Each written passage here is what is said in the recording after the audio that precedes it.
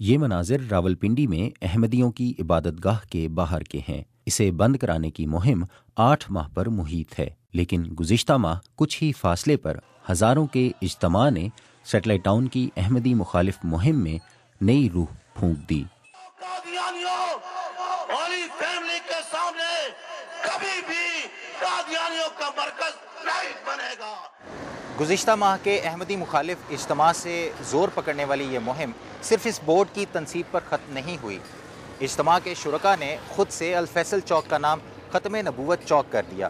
3 ہفتوں بعد یہ لوگ دوبارہ احمدی مرکز کے باہر جمع ہوئے۔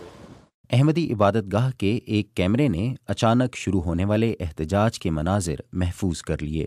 28 مئی والا واقعہ ہوا لاہور والا، تو ہمیں اتھارٹیز نے کہا کہ آپ اپنی سیکیورٹی خود کریں، اور اس وقت ہم نے سیکیورٹی کیمراز لگائے in order to cover the street, کہ باہر سے کوئی آدمی آتا ہوا نظر آئے یا کوئی ٹیررس ایکٹیویٹی ہو۔ تو جو کیمرے انہوں نے اتارے ہیں، ایک کیمرہ یہ جگہ جو ہے، یہ دیکھیں باہر نکلا ہوا پروجیکشن، یہاں کیمرہ لگا ہوا تھا۔ 2010 میں لاہور کی احمدی عبادت گاہوں پر حملوں کے بعد کیے گئے حفاظتی انتظامات ہی تھے جنہوں نے بظاہر راولپنڈی میں احمدیوں کی دوسری بڑی عبادت گاہ بند ہونے کی صورتحال پیدا کر دی ہے۔ 3 مساجد کے درمیان یہ مرکز تھا جو کہ رہائش کے لیے لیا گیا تھا۔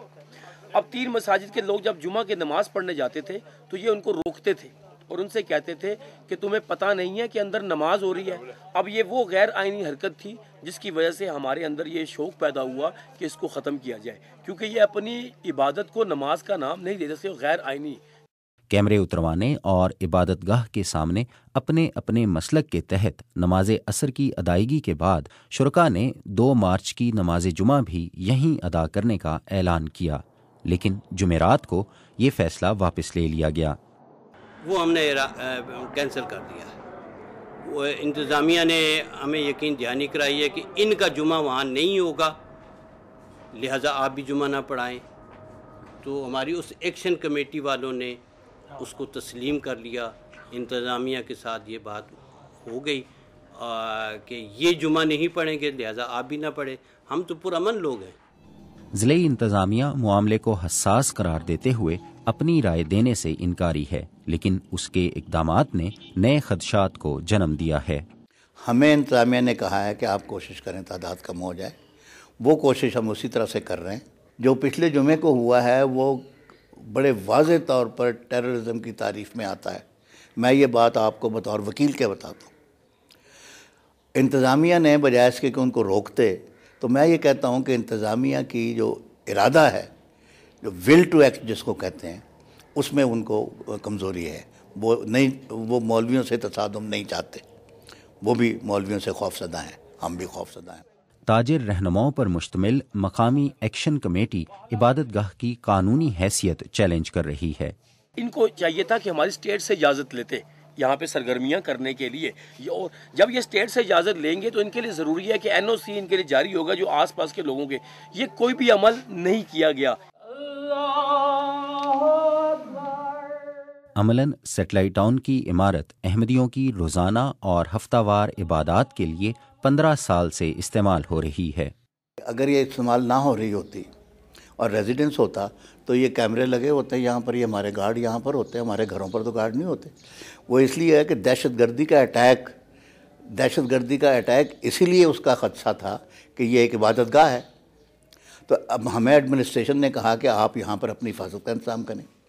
پولیس کی نفری یہاں ہر جمعے کو ہوتی ہے، تو ان کو تو یہ تو نہیں کہ کوئی ڈھکی چھپی بات نہیں تھی، ایڈمنسٹریشن کو پتہ تھا، جو ٹیکسیشن ڈپارٹمنٹ ہے وہ اس پراپرٹی کا ٹیکس جو ہے بطور عبادت گاہ کے وہ نہیں لے رہا۔ ضلعی انتظامیہ کے ایک اہلکار نے نام ظاہر نہ کرنے کی شرط پر BBC کو بتایا کہ عمارت کا عبادت گاہ کی حیثیت سے استعمال گرے ایریا ہے، یعنی مبہم معاملہ ہے۔ ان کے مطابق مذہب اور قانون کو الگ رکھتے ہوئے اس معاملے کو انتظامی حکمت عملی سے حل کرنے کی کوشش کی جا رہی ہے۔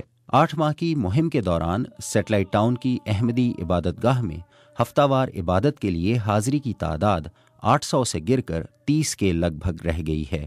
نئی مساجد کے نقشے ہمارے نئی عبادت گاہوں کے عام طور پہ لوگ اس کو ایوائڈ کرتے ہیں ایڈمنسٹریشن والے۔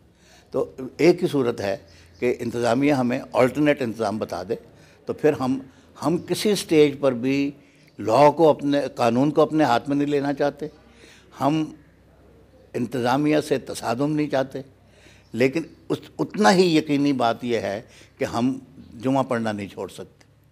2 مارچ یعنی آخری جمعے کی صبح پولیس نے احمدی عبادت گاہ کا محاصرہ کر لیا۔ احمدیوں کے لیے مبینہ حفاظتی اقدامات کی وجہ سے کوئی بھی عبادت گاہ تک نہ پہنچ سکا۔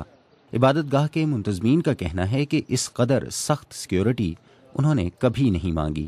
عبادت گاہ کے عملے کے چند افراد نے ہی ہفتہ وار عبادت کی۔ بتدریج مگر منظم انداز میں راولپنڈی میں احمدیوں کی دوسری بڑی عبادت گاہ بند ہو رہی ہے۔